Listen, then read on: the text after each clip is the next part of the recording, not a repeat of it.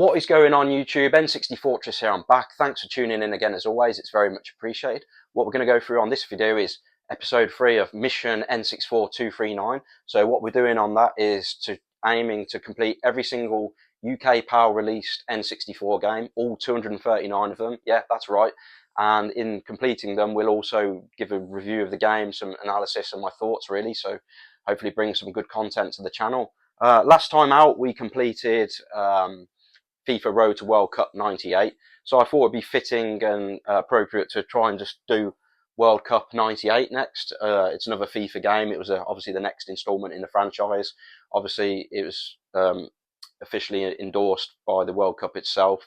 And it's just obviously the World Cup mode, but it's got obviously all the teams that ended up qualifying. Whereas when you qualify for the World Cup and then go on to do the World Cup in Road to World Cup, obviously it's randomised who's in the World Cup because it wasn't known at that point. This is the official World Cup team, so I'll pick an underdog out of here because I already did it with England on Road to World Cup, and I just thought I'd strike while the iron's hot, basically, because I'm familiar with the control schemes, and I thought, you know, when I played Road to World Cup, it was quite familiar to me because this is my original World Cup 98. I've had this since the early 2000s. I picked this up secondhand from a retro game, well, a game store, a small, probably like a sole trader business, small game store in Bromsgrove. If anyone remembers that, it was called Replay Games.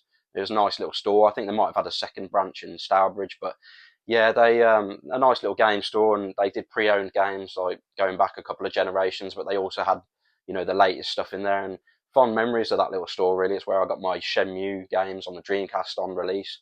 Especially remember getting Shenmue 2 from there.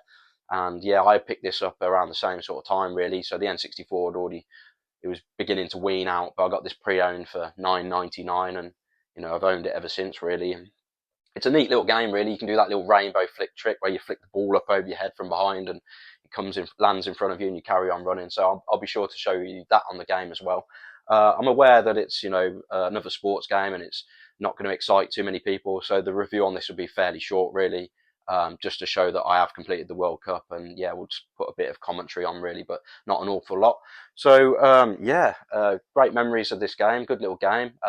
Without further ado, let's get into completing World Cup 98 and get number 3 of 239 ticked off. Let's go. Voiceover N64 Fortress here, I'm back. Like FIFA Road to World Cup 98, World Cup 98 was developed by EA Canada and published by Electronic Arts. EA Sports, it's in the game. World Cup 98 was the first official FIFA World Cup game. It's effectively the same engine as FIFA Road to World Cup 98 with some minor improvements. It released on the 22nd of May in 1998 in the UK, just in time for the World Cup. It came out on N64, PlayStation and PC, didn't make the Super Nintendo or Sega Saturn that its predecessor did. Here we are, just going straight into a penalty shootout just to warm up. I won first time round, but I was pretty used to the control scheme, having played FIFA Road to World Cup 98 just recently. My final penalty going into top bins there before saving their last penalty and winning the shootout without all 5 penalties needed. After the shootout I head into World Cup mode and I'm looking through the teams to select, and I'm delighted to see that there are all teams that qualified for the World Cup are there to choose from, plus 8 bonus teams including the likes of China and the Republic of Ireland. I choose Ireland as a default team to go for as a bit of an underdog really, and here I am in my first game and scoring my first goal against Holland. But yeah, it's a nice touch that they put some extra teams in there. Here I am in the team management screen. I thought this was a bit more of a sleeker design than on the predecessor on Road to World Cup, and you can change your formation and make personnel changes, and here I am making a substitution, taking off yellow carded Phil Babb for Andy Townsend there. But yeah, I thought this screen was pretty good, and it looks a bit more improved than the last game. All the official kits are used for the teams on the game, apart from the goalkeeper kits, which are generic kits. So yeah, here we are, straight into the final versus Germany. I wanted to keep the review fairly short on this one, having done a football game recently, and very similar football game at that. So yeah, I made it through to the final pretty easily really. I won all my games. You know, it's one of those games when you get used to the controls, it's not too difficult, though I did find the final quite challenging. Here I am just taking a throw in towards the end of the first of the half. It's a crucial part of the game. Roy Keane cuts in and yeah, finds the top bin, so very happy with that, to score a crucial part of the game really at the end of the first half, and make myself feel like I'm making inroads into this crucial final really. I love how they got John Watson back on commentary duty. It makes it feel real, authentic, fun, and it's just adds to the realism of the game, doesn't it? And they didn't get Andy Gray back, who was on road to World Cup for some reason, but yeah, here I am getting my second goal, and very happy at this stage because it's feeling like it's in the bag. The celebrations are good, like on the predecessor, makes for more real experience. So yeah, it's at this stage that Germany are beginning to turn the screw. I throw the ball straight out to Oliver Bierhoff, who converts without trouble there, and it makes the last 10 minutes or so a bit more testing for me. Here's the rainbow flick bit of skill that I promised you. It's a nice tidy feature on the game. You can also do other bits of skill like shimmies, to weave in and out of players, and it just adds to the game really. And when you're playing amongst friends, it's always one of those showboating things that you can do to try and pull off and prove who's the better player, as it were. But yeah, I always thought that was a cool feature on the game, and it's the first time I ever knew that you could do that on a game, and I remember being really fascinated by it back in the day. I suppose I should touch on the controls, but nothing groundbreaking to say here. They work well. Germany just missed a sitter there really to equalise. I was quite worried at that point. And yeah, we're heading into the final minutes now. But yeah, just going back onto the controls, they're pretty straightforward. You're not left wanting for anything in terms of how the controls work. For me, it all works really well. And there we are. The Republic of Ireland have won the World Cup.